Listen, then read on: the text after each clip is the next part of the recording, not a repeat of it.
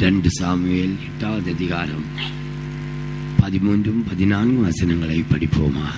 2 Samuel chapter 8 verses 13 and 14. 2 సమూయేలు 8వ అధ్యాయము 13-14 వాక్యములు.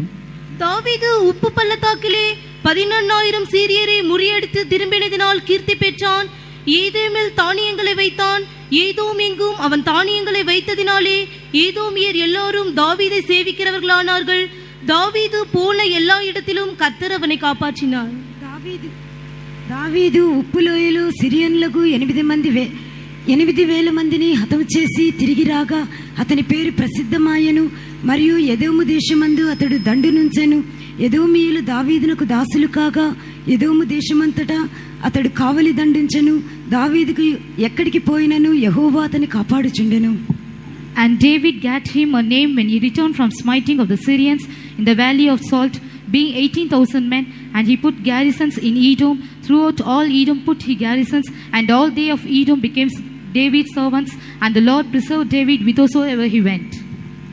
இந்த வசனங்கள் மூலமாக கர்த்தர் இன்றைக்கு நம்மோடு இடைப்பட்டு பேசும்படியாய் நாம் போராடி ஜெபம் பண்ணுவோம். That the Lord may deal with us and speak to us through these verses even today, shall we all strive and pray. ఈ వాక్యం మూలంగా ప్రభువు నేడు మనతో వ్యవహరించి మాట్లాడినట్లుగా పోరాడి ప్రార్థించుదాం. ஆங்காங்கு சும்மா உலாத்தி கொண்டிருக்கிற எல்லாரும் கூட நீங்கள் அந்த கூட்டத்திலே அமரும்படி அன்பாய் கேட்டுக்கொள்கிறோம். People who are loitering here and there, we request you to please come and be seated here in the meeting. అక్కడక్కడ నిల్చుకుని ఉన్న వారందరూ కూడా ఈ యొక్క కూటమిలో వచ్చి సక్రమంగా కూర్చున్నారు. ஆராதனை நடக்கும்போது நீங்கள் அங்கங்க சுற்றி கொண்டிருக்க கூடாது. When the service is going on, you should not keep loitering around. ఆరాధన జరుగుతున్నప్పుడు మీరు చుట్టూ తిరుగుచూ ఉండకూడదు. நீங்கள் எங்கு இருந்தாலும் சரி, முடியாவிட்டாலும் கூட நீங்கள் இந்த ஆராதனை ஸ்தலத்திலே வந்து உட்கார்ந்து விட வேண்டும். Wherever you might be, even if you are not keeping well, you should come and be seated here where the service is going on. మీరు ఎక్కడ ఉన్నప్పటికీ సరే, వీలు కాకున్నప్పటికీ సరే కూటమిలో వచ్చి కూర్చునవలెను.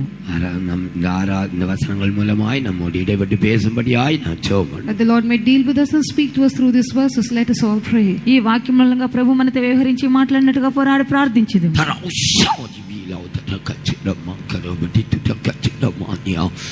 ஆண்டவரே, எங்களை தாழ்த்துகிறோம். எங்களுடைய நல்ல ஆண்டவர், இன்றைக்கும் உம்முடைய சமூகத்துக்கு எங்களை கொண்டு வந்தீரே, அதற்காக உம்மை துதிக்கிறோம்.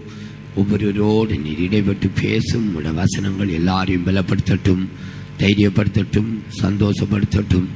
ஆண்டவரே, உடைய நிறைவான வளர்ச்சிக்கு கொண்டு வரட்டும். உடைய நாமத்தை மகிமைப்படுத்தும். மீட்பரே சூலமாய் ஜெபங்களும் பிதாவே, ஆமென். பிரியமானவர்களே, தாவீது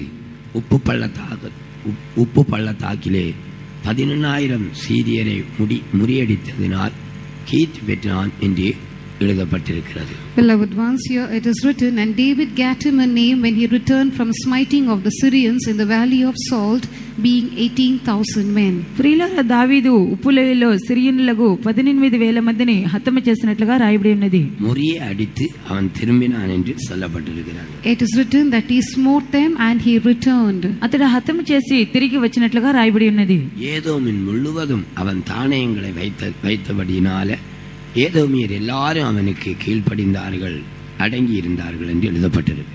And it's also written that he put garrisons in Edom. Throughout all Edom he put garrisons, and therefore all the people of Edom became David's servants. ఎదోమీయులు దావీదుకు దాసులు కాగా ఎదోము దేశమంతటా అతడు కావలి ఉండును గనుక వారందరూ అతనికి లోబడి ఉండిరి. ஏதோமியர் அவனை சேவிக்கிறவர்கள் ஆனார்கள். And the Edomites became his servants. ఎదోమీయులు వారి దాసులు.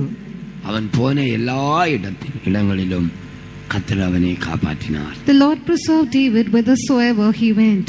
దావీదు ఎక్కడికి పోయినను యెహోవా అతన్ని కాపాడుచుండెను. இங்கு ஒரு பள்ளத்தாக்கை குறித்து எழுதப்பட்டிருக்கிறது. Here it is written about a valley. ఇక్కడ ఒక లోయ గురించి రాయబడి ఉన్నది. பள்ளத்தாக்குகளை குறித்து अनेक காரியங்கள் வேதத்திலே சொல்லப்பட்டிருக்கிறது. Many things are mentioned in the word of God about valleys. లోయ గురించి అనేక కార్యముల వాక్యంలో రాయబడి ఉన్నది. பள்ளத்தாக்குகள் என்ற ஒரு காரியத்திலே நாம் வசனத்தை தியானிக்கிறது இல்லை. We are not going to meditate the word of God on the basis of the term valleys. లోయని ఒక కార్యం గురించి మనం ధ్యానించలేదు. ஆனால் தேவனுடைய காரியங்கள் எங்கு எப்படி இருந்தது என்று நாம் அறிய வேண்டியது அவசியமாகும். But we need to know how things pertaining to God were and what they were in different places. కానీ దేవుని యొక్క కార్యములు ఎలాగున్నవని మనం అర్థం చేసుకుంటే అవసరమైనది. ராஜாவின் பள்ளத்தாக்கு என்ற ஒரு பள்ளத்தாக்கை குறித்து வேதத்திலே எழுதப்பட்டிருக்கிறது. In the word of God it is written about the king's dale. రాజుల యొక్క లోయ అనే వాక్యంలో ఉన్నది. ரெப்பாயிம் பள்ளத்தாக்கு என்ற ஒரு பள்ளத்தாக்கை குறித்து எழுதப்பட்டிருக்கிறது. It's written about the valley of Rephaim. రెఫాయిము లోయని వాక్యంలో ఉన్నది. சுக்கோத்தின் பள்ளத்தாக்கு என்று இன்னொரு பள்ளத்தாக்கை குறித்து எழுதப்பட்டிருக்கிறது. It's also written about the valley of Sukkot. సుక్కోతు లోయ గురించి వాక్యంలో రాయబడి ఉన్నది. எஸ்கோல் பள்ளத்தாக்கு என்று ஒரு பள்ளத்தாக்கை குறித்து எழுதப்பட்டிருக்கிறது. It's written about the valley of Eshcol. ఎస్కుల్ లోయ గురించి రాయబడి ఉన్నది. தாழ்வான பள்ளத்தாக்கு என்ற ஒரு பள்ளத்தாக்கை குறித்து எழுதப்பட்டிருக்கிறது. It's written about the low valley. తగ్గింపు లోయని లోయ గురించి రాయబడి ఉన్నది. அயலோன் பள்ளத்தாக்கு என்று ஒரு பள்ளத்தாக்கை குறித்து எழுதப்பட்டிருக்கிறது. It's written about the valley of Ajalon.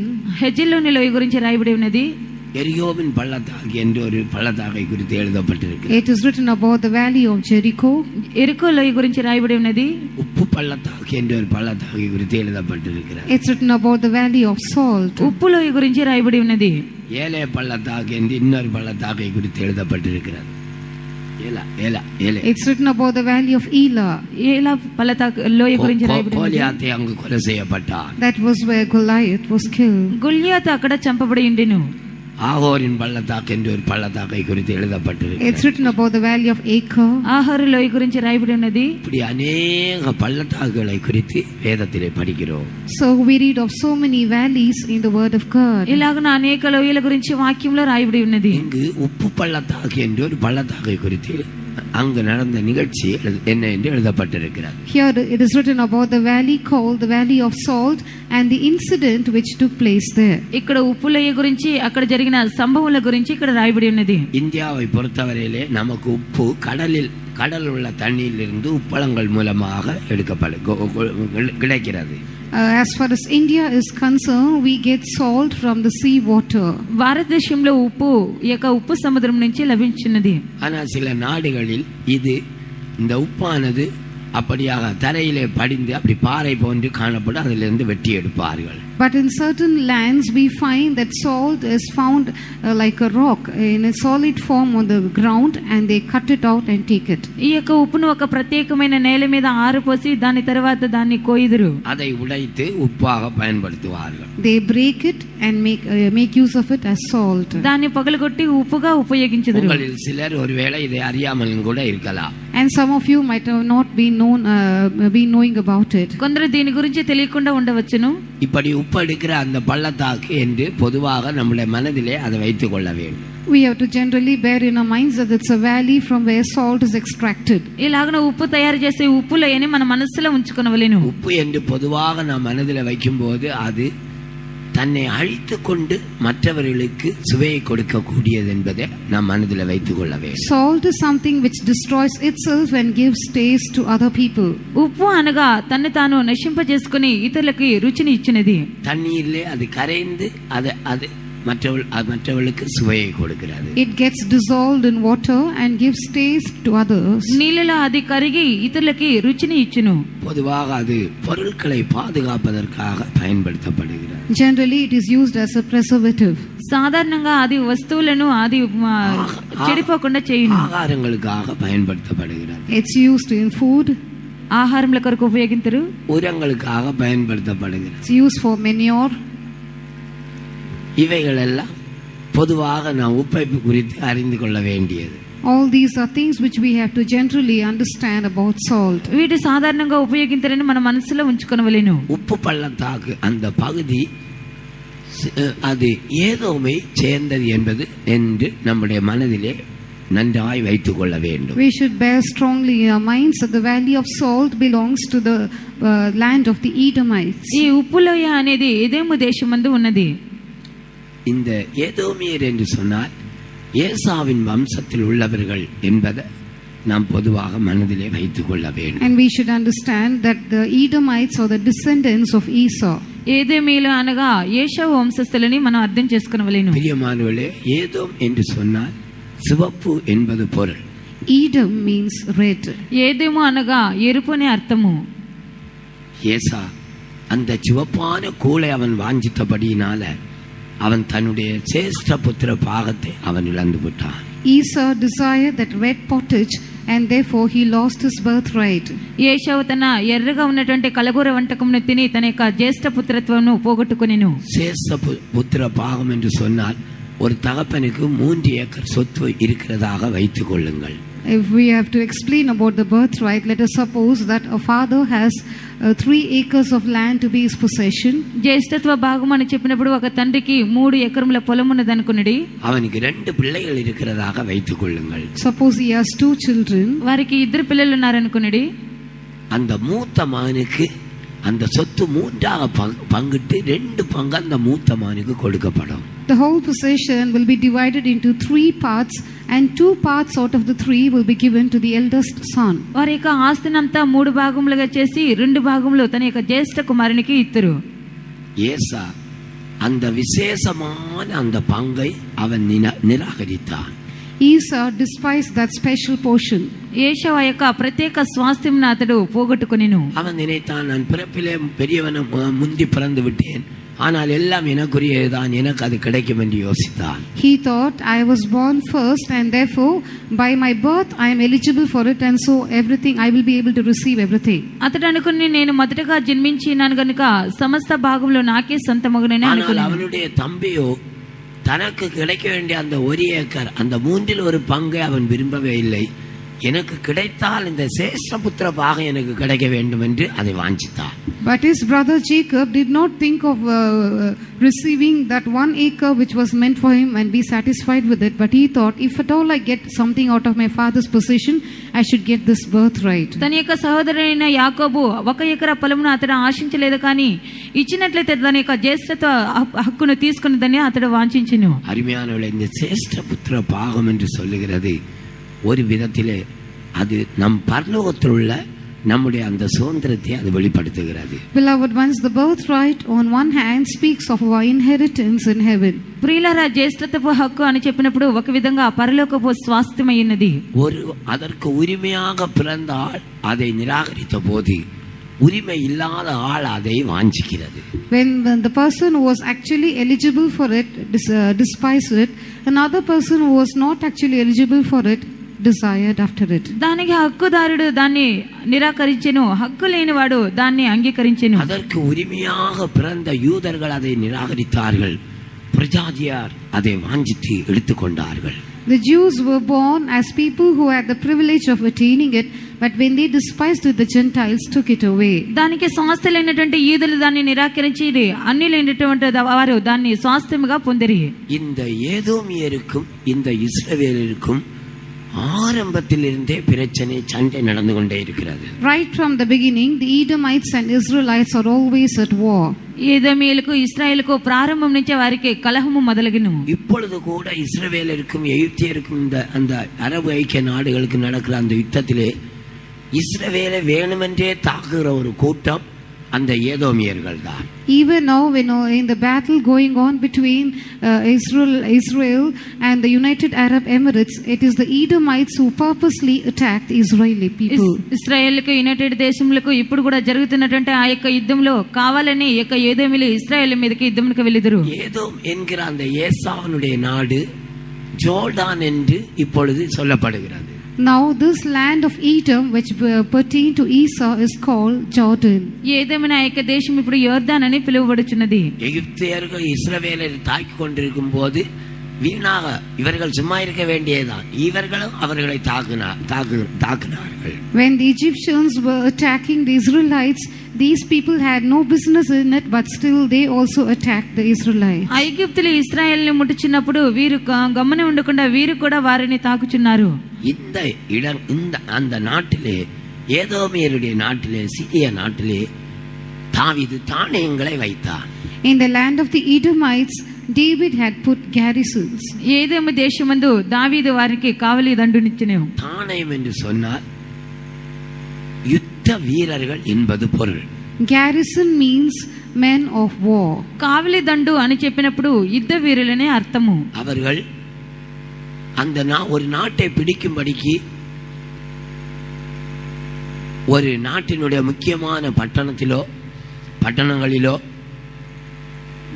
அல்லது கடல் துறையிலோ அதை வைப்பார்கள். In order to capture a particular land, they put this garrison either in the important place or the city of that land, or they put their garrison on the sea coast. ఒక దేశమును పట్టుకున్నవాలంటే ఆ యొక్క దేశంలోని ముఖ్యమైన వాటిని పట్టుకుందరు, లేనట్లయితే ఆ యొక్క కావలి దండును వారు పట్టుకుందరు. துறைமுகங்களில் அதை வைப்பார்கள். They put it in the harbor. எப்பொழுதும் அவர்கள் யுத்த ஆயுதங்களை பிடித்துக்கொண்டு அதை சுற்றி வருவார்கள். They always have weapons of war in their hands and they keep going around it. ఎల్లప్పుడూ వారి యుద్ధ ఆయుధములను పట్టుకుని వారి చుట్టూ సంచరించుచూ ఉందరు.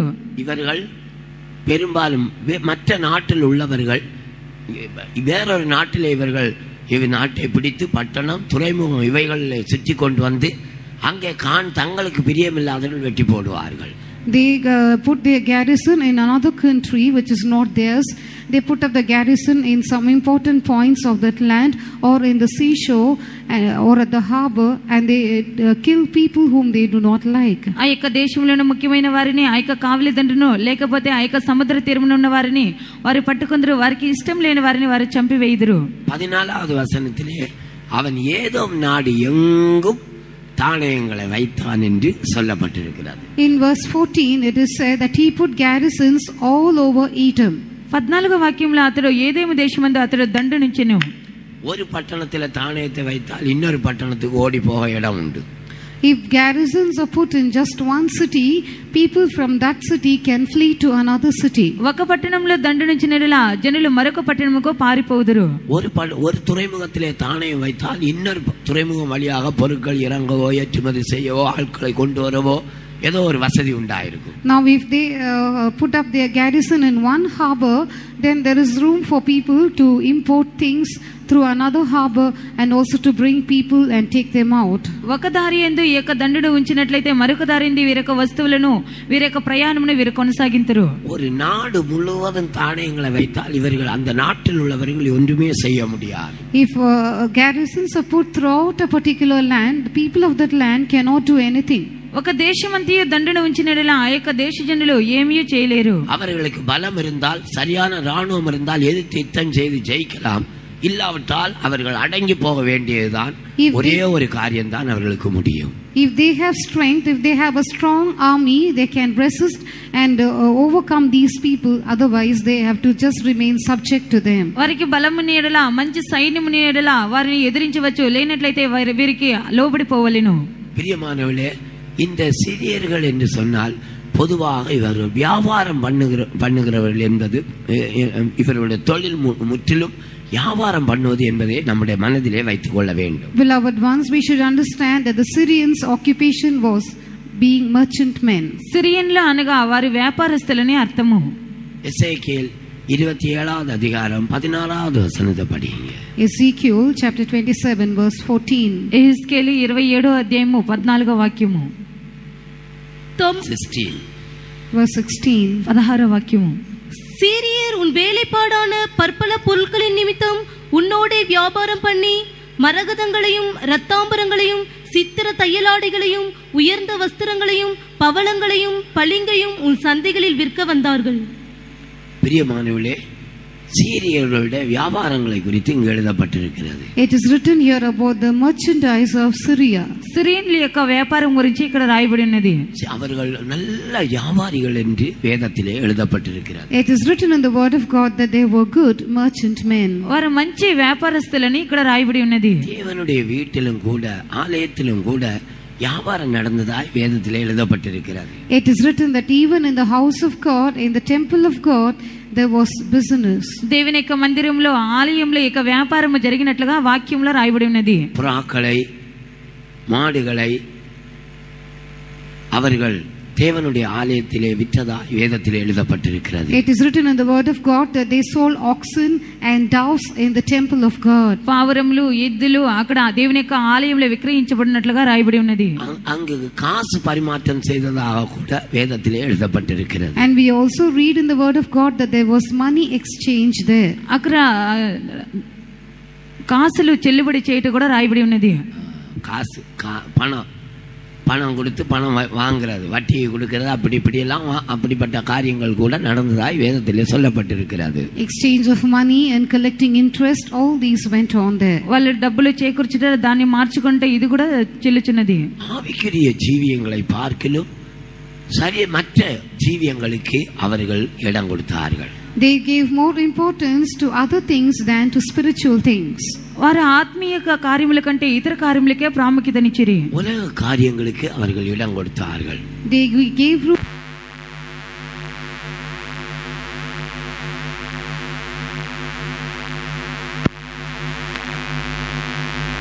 దేవుని యొక్క జనులు ఎల్లప్పుడూ ఆత్మీయ కార్యములనే వారు వెదకవలెను. தேவனுடைய ஜனங்கள் ஆவிக்குரிய காரியத்தில் அவர்கள் சரியாக உசாராக இல்லாவிட்டால் அவர்கள் இந்த லௌகியத்துக்குரிய காரியங்களை தெரிந்து கொள்வார்கள். If the people of God are not diligent in spiritual things, they will go after worldly things and choose them. దేవుని యొక్క బిడ్డల ఆత్మీయ కార్యములో వారు జాగ్రత్తగా లేనట్లయితే లౌకిక కార్యములే వెదకవలసి వచ్చును. இன்றைக்கும் கூட தேவனுடைய வீட்டிலே இப்படியாய் நடக்கிறவர்கள் அநேகர் இருப்பார்கள். Even today there might be many people who behave like this in the house of God. నేటి కూడా దేవుని యొక్క ఇంటిలో ఇటువంటి కార్యములు వారు చేయించి ఉన్నారు. அவர்களை நாம் கடிந்து கொள்ளவோ திட்டவோ சண்டை போடவோ அப்படி செய்ய வேண்டும் என்று அல்ல. பொதுவாக ஜனங்களுடைய இருதயத்திலே இந்த உலக காரியங்களிலே அவர்கள் மிகவும் கவனமாக இருப்பார்கள். It's not that we want to rebuke them or reprove them or scold them, but we just want to tell that such people are only particular about worldly things. వారిని గద్దించడం, శిక్షించడం, హెచ్చరించడం కాదు, ఈ యొక్క కార్యముల నిమిత్తం వారు జాగ్రత్తగా ఉండవలెను. அந்த எசேக்கியேல் 27வது அதிகாரம் 16வது வசனத்திலே இந்த சீரியர்கள் எதெல்லாம் கொண்டு போய் அந்த சந்தையிலே விற்றார்கள், இந்த யூதர்களோடு வியாபாரம் பண்ணினார்கள் என்று எழுதப்பட்டிருக்கிறது. In Ezekiel chapter 27 verse 16 it is written about the merchandise of Syria as to what they traded with. Ezekiel రాసిన గ్రంథం 27వ అధ్యాయం 16వ వాక్యంలో యొక్క సిరియన్లు యూదా వారితో ఎటువంటి వ్యాపారం చేసిండరని రాయబడి ఉన్నది. மரகதத்தை அவர்கள் கொண்டு போய் விற்றதாய் வேதத்திலே எழுதப்பட்டிருக்கிறது. It is written that they went and sold emeralds. పచ్చరాలను వారు తీసుకుని వెళ్లి వ్యాపారం చేసిరి. வெளிப்படுத்தல் 21வது அதிகாரம் 19வது வசனத்திலே இது புதிய எருசலேம் உள்ள ஒரு அஸ்திபார கல் என்று வேதத்திலே எழுதப்பட்டிருக்கிறது. In the book of Revelation chapter 21 verse 19 it is written that this was one of the stones of the foundation of Jerusalem. ప్రకటన గ్రంథం 21వ అధ్యాయం 19వ వాక్యంలో ఇది నూతన యెరూషలేముకు పునాది వేసినటువంటి ఒక రాయి ఉన్నది. தேவனுடைய வீட்டில் இருக்க வேண்டிய பொருட்கள் அது வெளியே விற்கப்படுகிறது. Things which were meant to be in the house of God are now sold and sent out. దేవుని యొక్క ఇంటిలో ఉండవలసినటువంటి ఈ యొక్క వస్తువులను వారు వ్యాపారం చేయుచున్నారు. அது நல்ல பச்சை நிறமுடைய ஒரு விசேஷமான ஒரு ரத்தினம். It is a very precious stone, greenish in color. అది పచ్చ రంగులో ఉన్నటువంటి ఒక శ్రేష్టమైనటువంటి రంగు అయినది. பச்சை என்பது சமாதானத்தையும் அந்த அதனுடைய அந்த கொடுமையையும் அது வெளிப்படுத்துகிறது. Green speaks of peace and its prosperity. పచ్చ అనేది సమాధానంను సమృద్ధిని చూపించినది. பிரியமானவர்களே, தேவனுடைய ஜனங்கள் அவர்கள் சமாதானமாய் இருக்க வேண்டும், அதற்கென்று அழைக்கப்பட்டவர்கள். Beloved ones, the people of God have to be in peace and they have been called for that cause. దేవుని యొక్క జనులు ఎల్లప్పుడూ సమాధానంగా ఉండుటకే పిలువబడి ఉండిరి. தேவனுடைய ஆலயம் எப்பொழுதும் சமாதானமாய் இருக்க வேண்டும். The temple of God should always be in peace. దేవుని యొక్క ఆలయము ఎల్లప్పుడూ సమాధానముగా ఉండవలెను. தேவனுடைய வீடு எப்பொழுதும் சமாதானமாய் இருக்க வேண்டும். The house of God should always be in peace. దేవుని యొక్క మందిరము ఎల్లప్పుడూ సమాధానముగా ఉండవలెను. தேவனுடைய வீடு எப்பொழுதும் செழுமையாய் இருக்க வேண்டும். The house of God should always be prosperous and fertile. దేవుని ఇల్లు ఎల్లప్పుడూ సస్య సమృద్ధిగాను కృవదనముగాను ఉండవలెను. எல்லாவற்றிலும் அவர்கள் சம்பூர்ணமாய் இருக்க வேண்டும். They should be abundant in all things. ఎల్లప్పుడూ వారు సంపూర్ణంగా అన్నిటిలో ఉండవలెను. இந்த கல் புதிய எருசலேமினுடைய அஸ்திவார கற்கள் ஒரு கல்.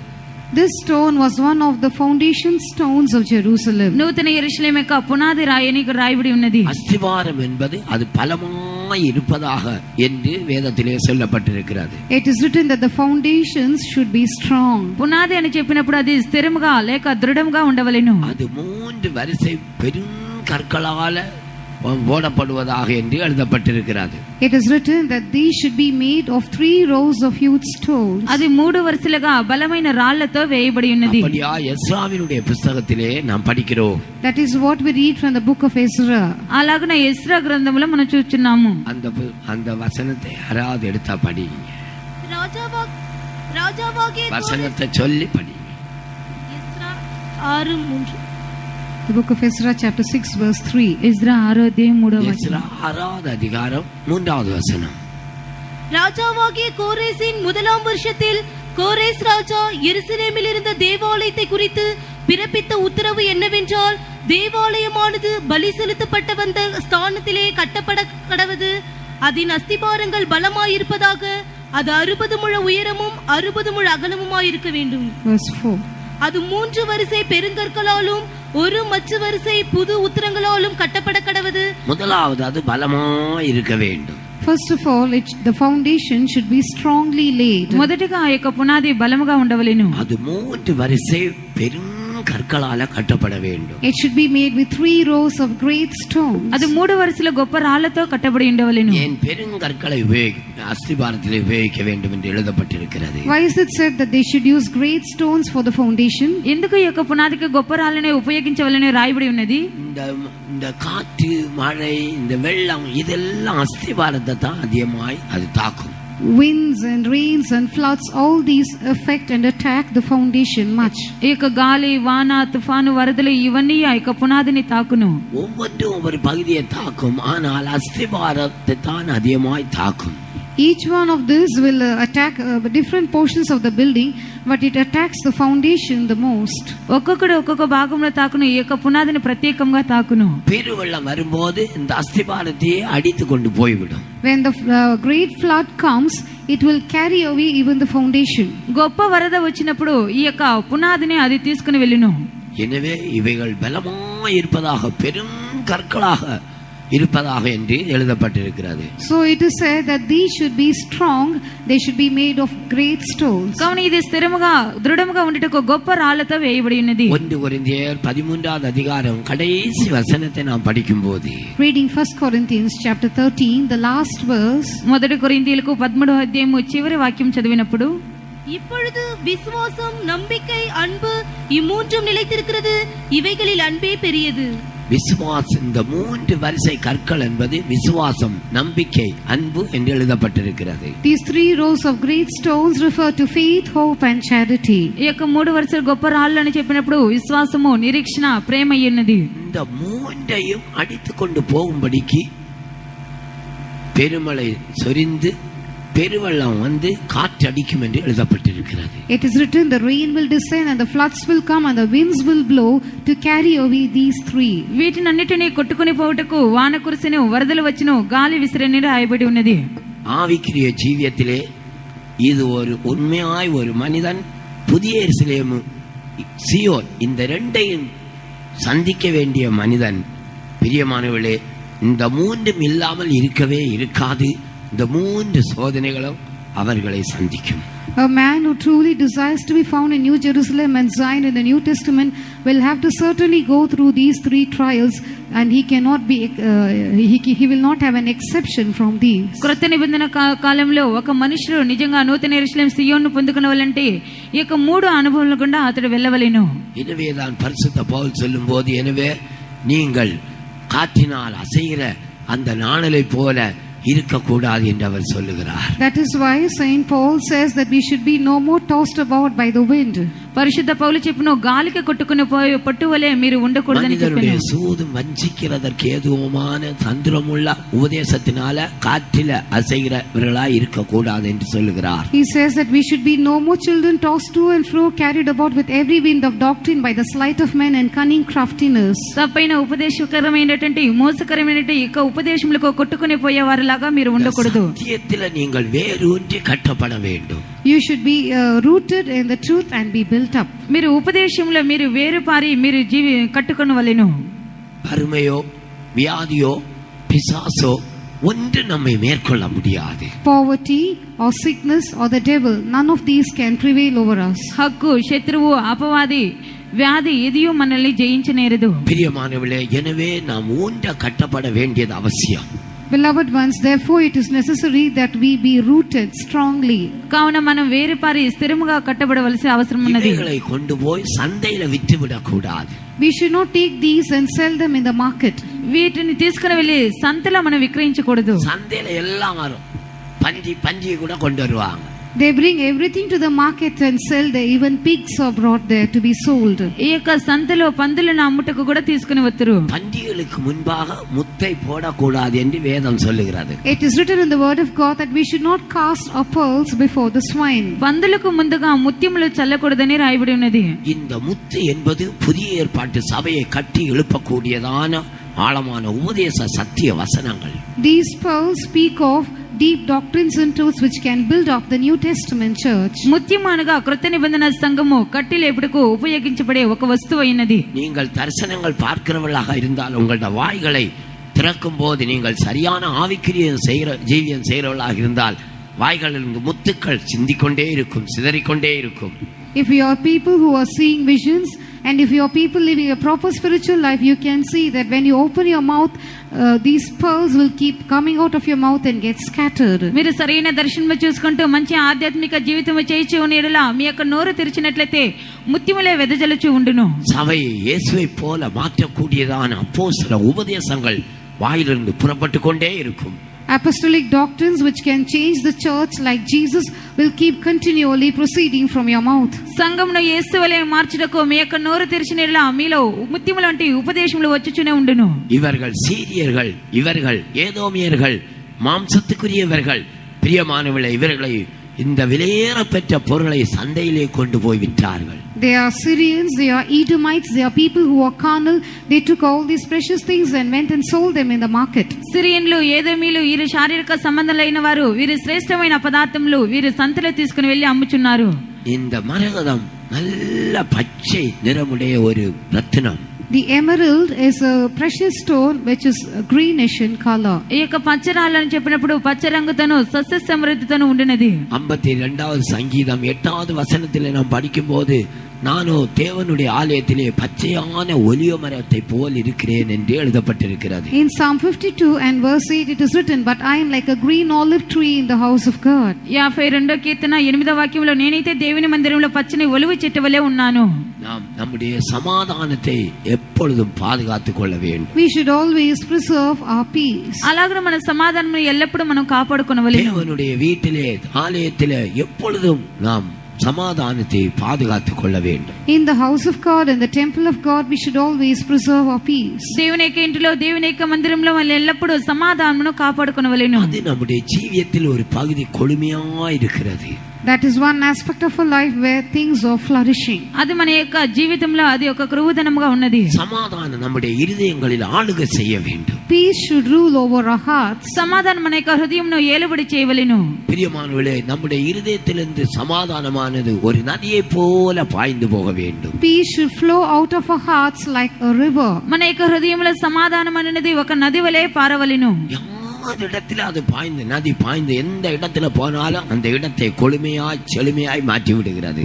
That river goes to different places and wherever it goes it makes it flat and flourishing. అది ఏ స్థలములకు వెళ్ళినప్పటికీ అది సస్య సమృద్ధిగాను చేయును. நாம் சமாதானம் உடையவர்களாக இருந்தால் மற்றவர்களுக்குள்ள நாம் சமாதானத்தை உண்டாக்க முடியும். If we are people having peace within ourselves, we will be able to impart peace to others. మనం సమాధానం కలిగిన వారుగా ఉన్నట్లయితే ఇతరుల మనం సమాధానం కలిగింతుము. எப்பொழுதும் அவரோடு சமாதானமாயிருக்க நாம் பிரயாசப்பட வேண்டும். We should always make efforts to be in peace with all. మనం ఎల్లప్పుడూ అందరితో కూడా సమాధానంగా ఉండుటకు నేర్చుకొనవలెను. எபிரேயர் 12வது அதிகாரம் 14வது வசனத்தை நாம் படிக்கும்போது, Reading Hebrews chapter 12 verse 14, హెబ్రీయులకు 12వ అధ్యాయం 14వ వాక్యం మనం చదివినప్పుడు, யாவரோடும் சமாதானமாய் இருக்கவும் பரிசுத்தமுள்ளவர்களாய் இருக்கவும் நாடுங்கள், பரிசுத்தமில்லாமல் ஒருவனும் கர்த்தரை தரிசிப்பதில்லையே. யாவரோடும் சமாதானமாய் இருக்கவும் பரிசுத்தமுள்ளவர்களாய் இருக்கவும் நாடுங்கள். follow peace with all men and holiness. అందరితో సమాధానమును పరిశుద్ధితో కలిగి ఉండుట ప్రయత్నించుడి. இந்த சமாதானம் என்பது ஒரு கூட்டு பொருள். The peace is a compound. సమాధానం అనగా ఒక మిశ్రమ పదార్థమైనది. இதை பிரிக்க முடியாது. You cannot separate it. దీన్ని విడదీయటకు వీలవదు. சமாதானமும் நீதியும் ஒன்றாய் இணைந்து போகிறது. Peace and righteousness go hand in hand. సమాధానము నీతి అది వెంబడించును. சமாதானமும் பரிசுத்தமும் ஒன்றாய் இணைந்து போகிறது. Peace and holiness go hand in hand. సమాధానము పరిశుద్ధత అది ఒకటి వెంబడి ఒకటి వెళ్ళును. சமாதானம் விசுவாசமும் ஒன்றாய் இணைந்து போகிறது. Peace and faith go hand in hand. సమాధానం విశ్వాసము అది ఒకదాని ఒకటి పట్టుకొని వెళ్ళును. சமாதானம் அன்பும் ஒன்றாய் இணைந்து போகிறது. Peace and love go hand in hand. సమాధానము ప్రేమ ఒకదాని ఒకటి పట్టుకొని వెళ్ళును. அன்பில்லாவிட்டா சமாதானம் இருக்காது. If there is no love, there will be no peace. ప్రేమ లేకపోతే సమాధానం ఉండదు. சமாதானம் இல்லாவிட்டால் அன்பு இருக்காது. If there is no peace, there will be no love. సమాధానం లేకపోతే ప్రేమ ఉండదు. எனவேதான் குடும்பங்கள்ல பிரச்சனை உண்டாகிறது. That is why there are problems in families. అందువల్లనే కుటుంబంలో సమస్యలు వచ్చుచున్నవి. இதோ சமாதானத்தை ஒரு நதியை போல உன்னிடமாய் நான் பாய்ந்தோடும்படி செய்கிறேன். Behold, I will cause peace to flow towards you like a river. ఇదిగో సమాధానం ఒక నది వలె నీ ఎద్దుకు నేను పారజేతును. எத்தனையோ மலைகள்ல உருண்டு புரண்டு நதியாக மாறி சாமானிய வெளிகள்ல வந்து அது மிக அமைதியாக செல்கிறது. It rolls through so many mountains and hills and rocks and then comes to the plains and flows very quietly. పర్వతంలోను కొండల్లోను నదుల్లోను రాళ్లలోను అది పొర్లి పొంగుచు వచ్చుచు అది పల్లపు ప్రదేశంలో నది వలె సమాధానముగా పారును. அங்க டைம் எல்லாம் யாரும் பார்க்க கூடாது. டைம் எல்லாம் பார்க்க கூடாது. No one should see the time now. ఎవరును సమయం చూడకూడదు. நாம் காலமே இல்லாத ஒரு ராஜ்ய உலகத்துல நாம் போய் ஜீவிக்க போகிறோம். We are going to live in a world where there is no time. సమయమే లేనటువంటి ఒక లోకంలో మనం జీవించబోతున్నాము. அங்க கேலண்டர் இருக்காது. There will be no calendar there. అక్కడ క్యాలెండర్ ఉండదు. அங்க அங்க அங்க கடிகாரமும் இருக்காது. And there will be no clock there. అక్కడ గడియారము ఉండదు. ஆனால் நமக்கு தெரியும் டைம் என்ன என்று தெரியும். அதற்கு ஆண்டவர் அறிவை கொடுத்திருப்பார். But still we will know what the time is because God would have given us a knowledge to know it. కానీ మనకు సమయం ఎంత తెలియనో దానికి తగినటువంటి జ్ఞానము ప్రభు మనకిచ్చును. நமக்கு ஒரு விசேஷித்த ஒரு அறிவு உண்டாயிருக்கிறது. We have a special knowledge. మనకు ఒక శ్రేష్టమైన జ్ఞానం ఉన్నది. பிரியமானவர்களே, சமாதானம் நம்முடைய இருதயத்தை ஆளுகை செய்ய வேண்டும். Beloved ones, peace should rule over our hearts. ప్రియులారా, సమాధానం మన యొక్క హృదయములను ఏలుబడి చేయవలెను. இந்த நாட்ட இந்த இவன் அந்த சீரியாவிலே அவன் தாவீது தானியங்களை வைத்தான் என்று சொல்லப்பட்டிருக்கிறது. It is said that David had put garrisons in Syria. సిరియన్లో అక్కడ దావీదు దండు నుంచినట్లుగా రాయబడి ఉన్నది. 2 ராஜாக்கள் 14வது அதிகாரம் 7வது வசனத்தை எடுத்து படி. 2 Kings chapter 14 verse 7. 2 రాజులు 14వ అధ్యాయం 7వ వాక్యము. அவன் உப்பு பள்ளத்தாக்கிலே ஏதோமியரில் 10,000 பேரை மடங்கடித்து யுத்தம் செய்து சேலாவை பிடித்து அதற்கு இந்நாள் வரைக்கும் இருக்கிற எக்தியேல் என்னும் பெயரை தரித்தான். இங்கு இன்னொரு யுத்தம் கூட நடந்ததாய் வேதத்திலே சொல்லப்பட்டிருக்கிறது. It is written that there was another battle here. ఇక్కడ మరొక యుద్ధము జరిగినట్లుగా రాయబడి ఉన్నది. 2 நாளாகவும் 25வது அதிகாரம் 11 12 வசனத்தை படி. 2 Chronicles chapter 25 verses 11 and 12. 2 దినవృత్తాంతములు 25వ అధ్యాయము 11 12 వాక్యములు. அமத்சியாவோ திடன் கொண்டு தன் ஜனத்தை கூட்டி உப்பு பள்ளத்தாக்குக்கு போய் சேயீர் புத்திரரில் 10,000 பேரை வெட்டினான். போதும். இங்கு நடந்த இந்த யுத்தம் யார் செய்தது என்று எழுதப்பட்டிருக்கிறது. It is written here about the person who conducted the fought this battle. ఇక్కడ జరిగినటువంటి యుద్ధము ఏ వ్యక్తుల మధ్య జరిగినదని ఇక్కడ రాయబడి ఉన్నది. இந்த யுத்தத்தை அமத்சியா என்கிற ராஜா செய்தான் என்று எழுதப்பட்டிருக்கிறது. A king called Amaziah was the one who fought this battle. అమజ్యా అనే రాజు ద్వారా ఈ యొక్క యుద్ధము జరిగినది. அமத்சியா என்று சொன்னால் யெகோவாவினுடைய பலம் என்பது பொருள். Amaziah means the strength of Jehovah. అమజ్యా అని చెప్పినప్పుడు యెహోవా యొక్క బలమని అర్థము. பிரியமானவர்களே, இந்த ஏதோமியரை எப்படி முறியடிக்கலாம்? Beloved ones, how can we defeat the Edomites? ఈ యొక్క ఏదోమీయులను ఎలాగున పరాజయం చేయవలెను? ஏதோமியரை எல்லாரும் போய் முறியடிக்க முடியாது. Not all can go and defeat the Edomites. ఏదోమీయులను అందరూ వెళ్లి వారి పరాజయాలను చేయుటకు వీలవదు. ஏதோமியரை முறியடிக்கிறது யுத்தத்தினால மாத்திரம்தான் முறியடிக்க முடியும். Edomites can be defeated only by means of war. ఏదోమీయులను యుద్ధం ద్వారా మాత్రమే ఓడించవచ్చును. 2 ராஜாக்கள் 14வது அதிகாரம் 7வது வசனத்தை மறுபடியும் படிங்க. Let's once again read 2 Kings chapter 14 verse 7. 2 రాజులు 14వ అధ్యాయం 7వ వాక్యము. அவன் உப்பு பள்ளத்தாக்கிலே ஏதோமியரில் 10,000 பேரை மடங்கடித்து யுத்தம் செய்து சேலாவை பிடித்து அதுக்கு இந்நாள் வரைக்கும் இருக்கிற எக்தியேல் என்னும் பெயரை தரித்தான். பிரியமானவர்களே, அதற்கு யுத்தம் செய்ய வேண்டும் என்று எழுதப்பட்டிருக்கிறது. It is said here that he has to fight. ప్రియులారా, దానికి యుద్ధం చేయవలని రాయబడి ఉన్నది. மனுஷிக சரீர காரியங்களை நான் ஜெயிக்க முடியாவிட்டால் ஒரு யுத்தத்தினாலே தான் ஜெயிக்க முடியும் என்று இங்கு எழுதப்பட்டிருக்கிறது. It is said that if we are unable to overcome fleshly and carnal things, we will be able to overcome only by fighting a battle. మాంసకరమైన శారీరక కార్యములను మనం జయించలేనట్లయితే యుద్ధం ద్వారా మాత్రమే వాటిని జయించవలెను. எவ்வளவு தெளிவாய் தீர்க்க தரிசன வார்த்தை எழுதப்பட்டிருக்கிறது என்று பாருங்கள். See how clearly the prophetic word is written here. ఎంత స్పష్టంగా ప్రవచన వాక్యం ఇక్కడ రాయబడి ఉన్నది. அவன் யுத்தம் செய்தான். He fought the battle. అతడు యుద్ధము చేసెను. சில வேளை நம்முடைய கண்கள்ல ஜெயம் இருக்காது. Sometimes we will have no victory in our eyes. కొన్ని సందర్భంలో మన యొక్క కన్నుల్లో జయం ఉండదు. சில வேளை செவிகளிலே ஜெயம் இருக்காது. Sometimes there will be no victory in our ears. కొన్ని సందర్భంలో మన చెవుల్లో జయం ఉండదు. சிலருக்கு மனதிலே ஜெயம் இருக்காது. Some will have no victory in their mind. కొందరికి మనస్సులో జయం ఉండదు. சிலருக்கு இருதயத்திலே ஜெயம் இருக்காது. Some will have no victory in their hearts. కొందరికి హృదయంలో జయం ఉండదు. சிலருக்கு கால்களிலே ஜெயம் இருக்காது. Some will have no victory in their legs. కొందరికి కాళ్ళలో జయం ఉండదు. இவைகளை எப்படி ஜெயிக்க வேண்டும்? How should we overcome these? వీటిని ఎలాగున జయించవలెను? ஏதோமியரை எப்படி ஜெயிக்க வேண்டும்? How should we overcome the Edomites? ఏదోమీయులను ఎలాగున జయించవలెను? சீரியர்களை எப்படி ஜெயிக்க வேண்டும்? How should we overcome the Syrians? సిరియన్లు ఎలాగున జయించవలెను? அவர்களை யுத்தம் செய்து மாத்திரம்தான் ஜெயிக்க முடியும். We will be able to overcome them only by fighting the battle. వారిని యుద్ధం చేసి మాత్రమే జయించవలెను. அவர்கள் யுத்தம் செய்து அந்த அமத்சியா யுத்தம் செய்து ஏதோமியரை ஜெயித்தார். Amaziah fought the battle and overcome the Edomites. అమస్య యుద్ధం చేసి ఎదోమీయులను జయించెను. அமத்சியா யெகோவாவின் பலம்.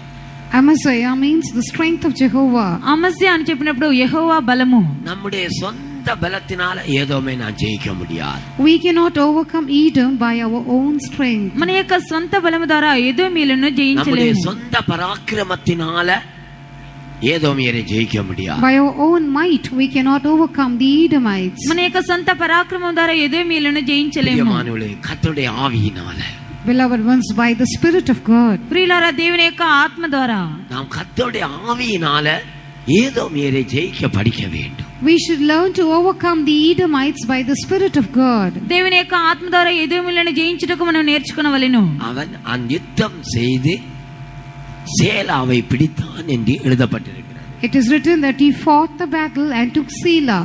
అతడు యుద్ధం చేసి సేలా అనే పట్టణంను వశపరచుకొనెను. யுத்தம் செய்து அவன் சேலாவை பிடித்தான். It is said he took Selah by war. యుద్ధం చేసి సేలాను పట్టుకొనెను. யுத்தம் செய்து அவன் சேலாவை பிடித்தான். He took Selah by war. యుద్ధం చేసి సేలాను పట్టుకొనెను. சேலா என்று சொன்னால் கீழ்ப்படுத்தப்பட்டது என்பது பொருள். Selah means that which is subdued or subjected. సేలా అని చెప్పినప్పుడు లోబడి ఉన్నదని అర్థము. இன்னொரு பக்கத்திலே நின்று கவனித்து செல்வாயாக என்பது பொருள். In other words, it means that you have to stop and think and proceed. నిలిచి నిదానించి వెళ్ళుట అని మరొక అర్థము. ஒரு ரவுண்டானாவில் அந்த ரெட் லைட் போட்டிருக்கிற மாதிரி. It's like the signal lights at the round turner. ఒక తిరుగు మలుపులో ఒక సిగ్నల్ ఉంచినట్లుగా அங்கே நிற்க வேண்டும். You have to stop. అక్కడ నిలువలెను. கவனிக்க வேண்டும். We have to consider. గమనించవలెను.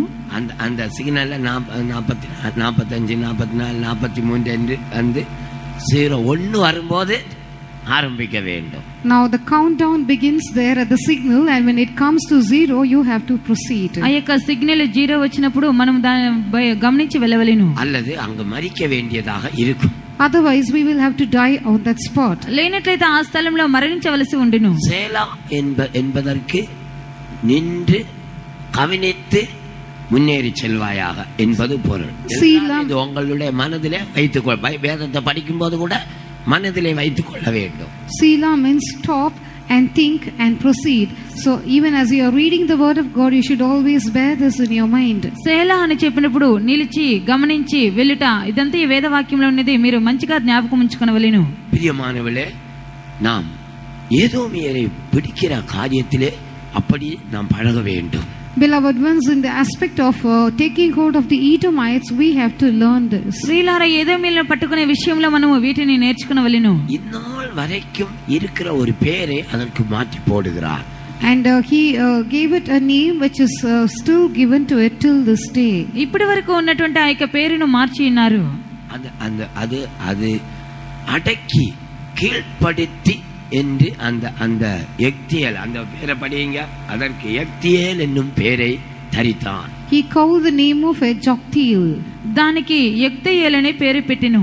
எக்தியேல் என்று சொன்னால் யுத்தத்தினால கீழ்ப்படுத்தினது என்பது பொருள்.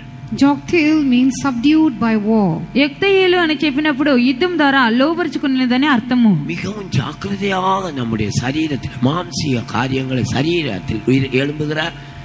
நம்முடைய கண், செவி, இருதயம், நம்முடைய மனது, கைகள், கால்கள் இவைகளில் உண்டாயிருக்கிற அந்த மாம்சீக காரியங்களை ஜாக்கிரதையாக நின்று கவனித்து யுத்தம் செய்து அதை நாம் கீழ்ப்படுத்திக் கொள்ள வேண்டும். We have to stop and think and observe very carefully all the carnal things which come across our eyes and our ears and our mouth and our mind and our heart and our hands and our legs, and we have to fight the battle and subdue them.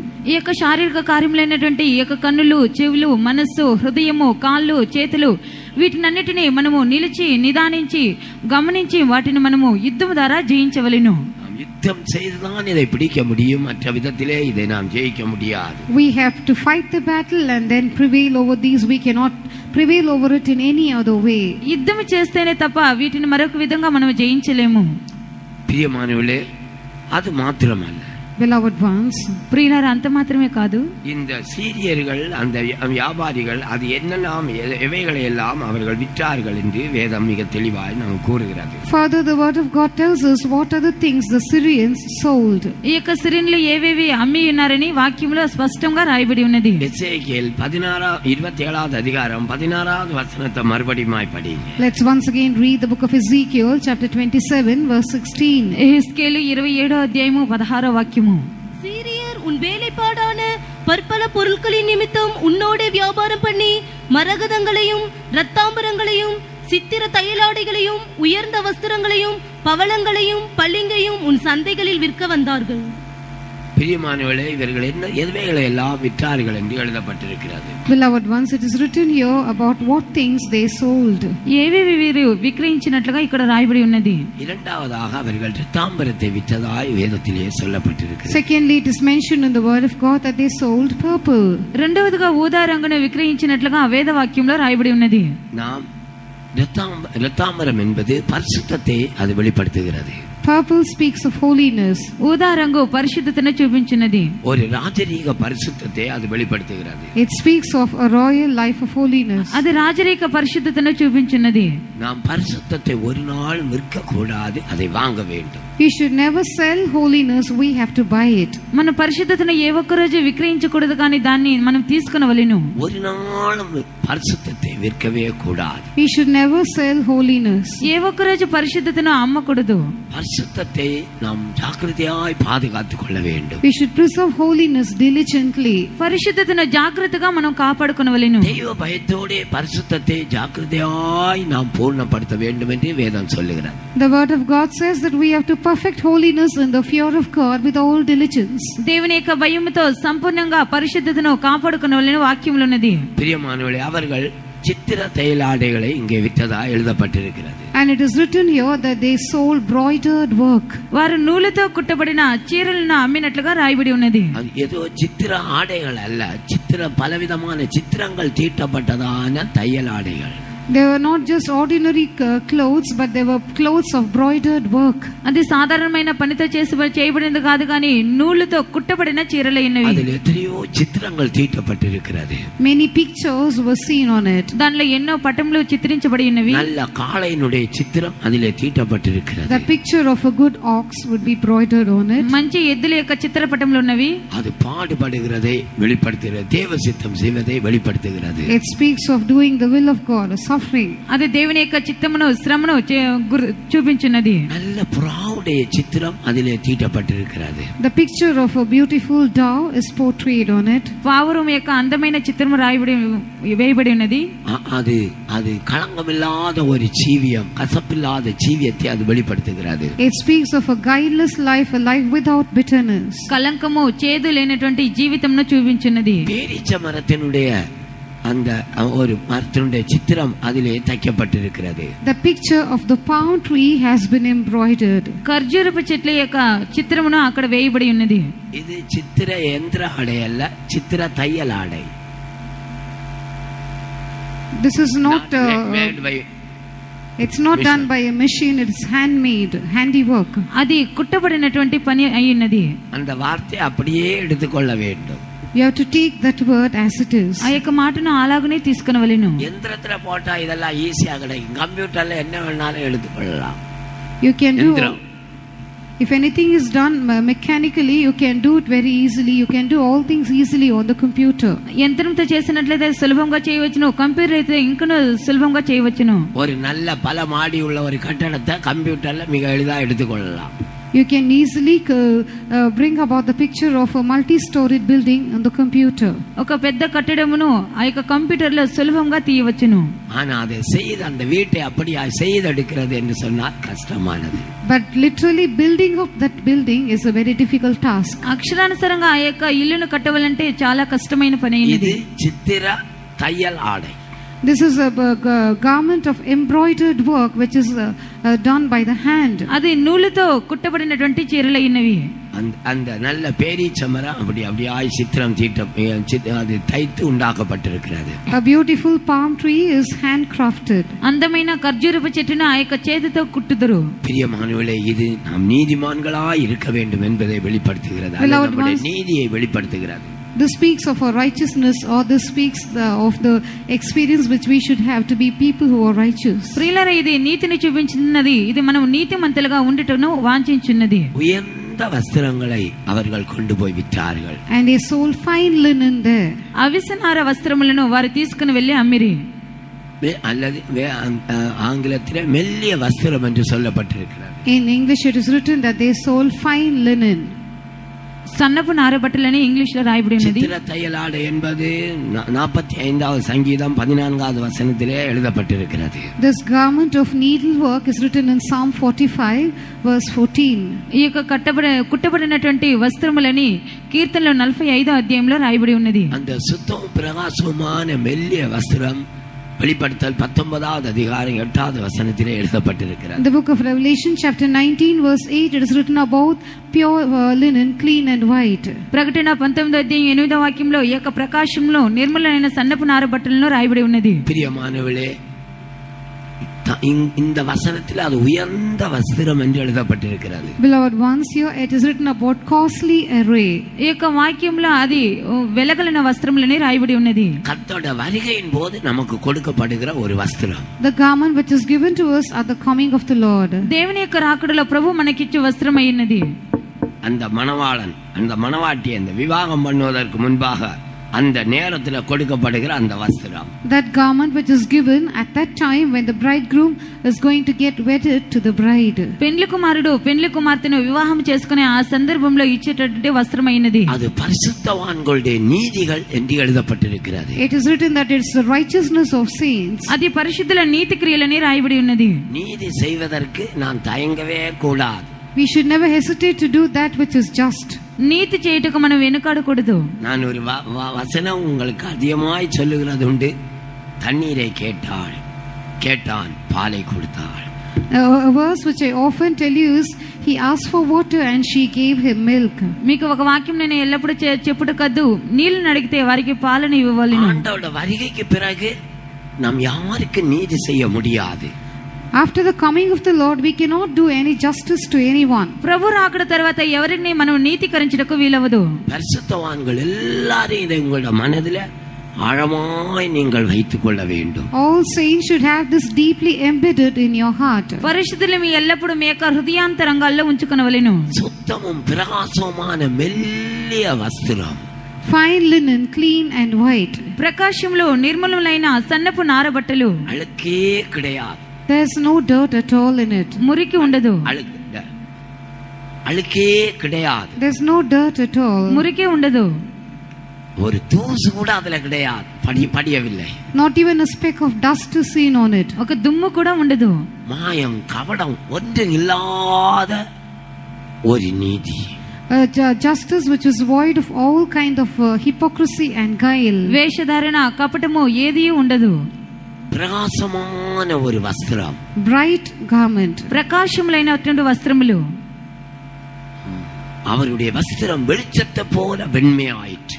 His garments became white as the light. ఆయన వస్త్రములు వెలుగు వలె తెల్లని వాయును. அப்படி பார்த்தா அது கண்ணை பிடுங்கி கொண்டு போகிற அளவுக்கு பிரகாசமா இருக்கிறது. If you look at it, it just pierces your eyes and takes it off. చూసినట్లయితేనే కన్నులు దోచుకుని వెళ్ళిపోవును. மிகவும் மெல்லிய வஸ்திரம், Very fine clothing. సన్నని నారపు బట్టలు. அந்த மணவாட்டிக்கு அந்த நெட், அந்த அது அது அந்த நெட்டை போன்றது. It's like the net which the bride uses. పెండ్లి కుమార్తెకు ఆ యొక్క వల వేసినట్లుగా சுத்தமும் பிரகாசமான மெல்லிய வஸ்திரம் தரித்துக் கொள்ளும்படி அவளுக்கு அளிக்கப்பட்டது. And it was granted unto her that she should be arrayed in fine linen, clean and white. ప్రకాశంలో నిర్మలమైన సన్నపు నారబట్టలు పెండ్లి కుమార్తెకు ఇచ్చినట్లుగా. அது எவ்வளவுக்கு மெல்லிய வஸ்திரம் என்று இங்கு எழுதப்படவில்லை. It's not written here how fine a clothing it was. అది ఎంతటి సన్నపు నారబట్టలని రాయబడలేదు. இந்த காலம் அணுக்களை பிரித்து அணுக்கள்ல இருந்து அதுக்குள்ள இருக்கிற காரியங்களை எலக்ட்ரான்ஸை வெளியெடுக்கிற காலங்கள். These are the days when atoms are also split up and the electrons are taken out of it. అణువులు పంపి దానిలో ఉన్న ఎలక్ట్రాన్స్ ను బయటకు తీయటం. இங்க இருக்கிறதெல்லாம் கூட electronic. All the equipment seen here are electronic items. ఇక్కడ ఉన్నటువంటి వస్తువులన్నీ ఎలక్ట్రానిక్ వస్తువులైనవి. எலக்ட்ரான்களை வெளியே எடுக்கிற காலம்.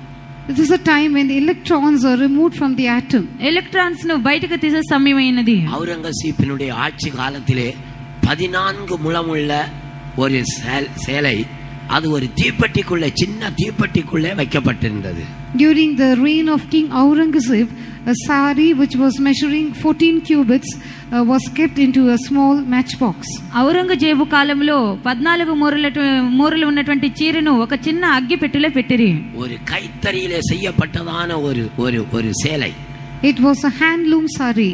అది కుట్టబడినటువంటి చేతితో కుట్టబడినటువంటి చీర అయినది. ஔரங்கசீப் அவனை கூப்பிட்டு அவனை பாராட்டி அவனுக்கு பரிசு கொடுத்தார் என்பதை சரித்திரத்திலே நாம் படிக்கிறோம். And we read in history that Aurangzeb called the man who had made it and he appreciated him and rewarded him for it. Aurangzeb ఆ యొక్క వ్యక్తిని పిలిచి అతని గణపరిచి అతనికి ఒక బహుమతి ఇచ్చినట్లుగా చరిత్రలో రాయబడి ఉన్నది. அப்படியானால் இந்த எலக்ட்ரானிக் வஸ்திரம் எப்படி இருக்கும் என்று நீங்களே, கர்த்தரால் செய்யப்படுகிற கொடுக்கப்படுகிற இந்த வஸ்திரம் எவ்வளவு மென்மையாக இருக்கும், மெல்லியதாக இருக்கும் என்று நீங்களே யோசித்து பாருங்கள். So you can consider and think for yourselves how fine this clothing would be which has been prepared by the Lord himself.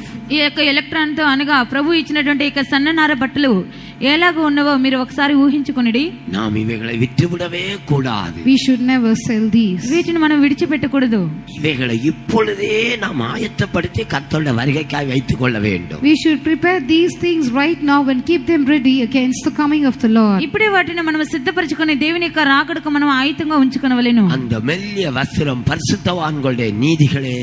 That fine linen is the righteousness of saints. ఆ యొక్క సన్నపు నార బట్టలు పరిశుద్ధుల నీతి క్రియలైనవి. கர்த்தர் வருவார், அப்போது அவர் நமக்கு கொடுக்கும்படிக்கு இவைகளை இப்பொழுதே செய்து இதிலே பூர்ணமாய் நாம் நடந்து கொள்ள வேண்டும். The Lord will come and so that he might give it to us on that day. Right now we have to do all these things and keep it all prepared. ప్రభు వచ్చుదురు గనుక ఈ యొక్క కార్యములను మనం చేసి వాటిని సిద్ధముగా ఉంచుకొనవలెను. பவளங்களை கொண்டு போய் சந்தையிலே விற்றார்கள். They sold corals in the market.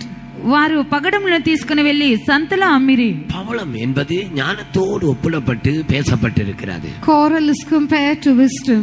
పగడములు అని చెప్పినప్పుడు జ్ఞానముతో పోల్చబడుచున్నది. பிரியமானவர்களே, நான் முன்னே சொன்ன ஞானத்தை பன்றிகளுக்கு முன்பாக நாம் போட்டு விடக்கூடாது. I told you before that we should not cast our wisdom before the swine. పగడములు ఆ యొక్క పందుల ముందు మనం వేయకూడదు. சில காரியங்கள் நம்முடைய மனதுக்கு அப்பாற்பட்டதாக இருக்கும். Certain things will be beyond our understanding. కొన్ని కార్యములు మన యొక్క మనసుకు అతీతముగా ఉండవచ్చును. பிரியமானவர்களே, நேற்றைக்கு ஒரு சகோதரன் கேட்டார், இப்படி எனக்கு வியாதி இருக்கிறதே, நான் இங்கே போனால் இத்தனை மணிக்கூர்ல குணமாய் விடுகிறது என்று சொன்னார்களே, என்ன என்று கேட்டார். Yesterday a brother came and asked me, I have this kind of a sickness and they say that if I go to this particular place within this specific period number of hours they would heal me. What does it mean? ఒక వ్యక్తి నా ఎద్దుకు వచ్చి నిన్నటి దినాన ఈ యొక్క వ్యాధికి ఒక స్థలంకి వెళితే ఇన్ని గంటల్లో ఇది స్వస్థపరచబడనని చెప్పినారు, నేను ఎలాగ చేయవలనని అడిగిరి. குணமாகிறதோ பிசாசு வெளியே போகிறதோ பிரச்சனை அல்ல.